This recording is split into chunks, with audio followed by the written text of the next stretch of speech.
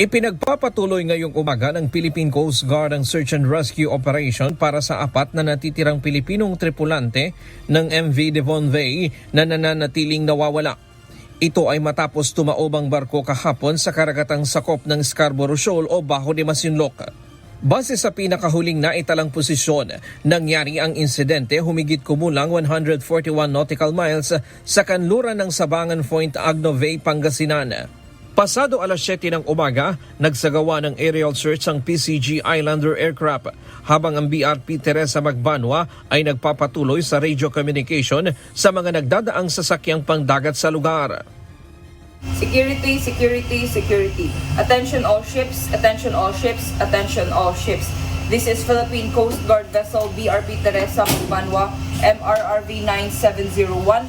This is Philippine Coast Guard vessel BRP Teresa Magbanwa, MRRV 9701.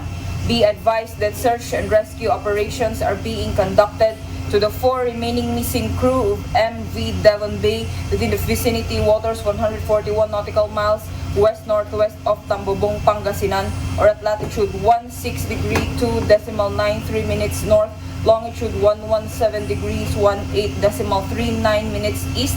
All vessels transiting in the area are requested to proceed with caution, maintain a sharp lookout, and render assistance as necessary in accordance with the international maritime regulations. Any sightings or relevant information may be reported immediately to this station on VHF Channel 16. Sa ulat ng Chinese PLA Southern Theater Command, 17 tripulante ang na-rescue ng China Coast Guard kahapon.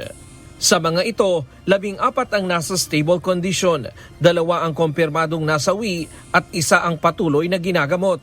Ang MV Devon Bay ay isang Singapore Flag General Cargo Vessel at lahat ng 21 tripulante nito ay mga Pilipino. Galing ang barko sa Zamboanga del Sur at patungo sana sa Yangjiang, China. May karga itong iron ore nang mangyari ang insidente. Samantala, patuloy rin ang pinaigting na search and rescue operation ng Philippine Navy, Philippine Coast Guard at iba pang ahensya ng pamahalaan para sa mga sakay ng recreational boat na MBCA Amehara na nawawala simula pa noong January 19. Sakay nito ang 12 pasahero at 4 na crew.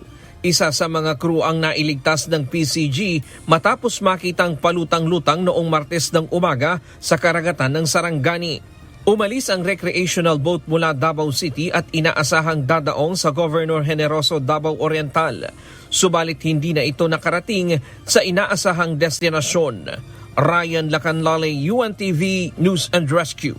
Diyos ang aming sandigan, serbisyo publiko ang aming pinahahalagahan.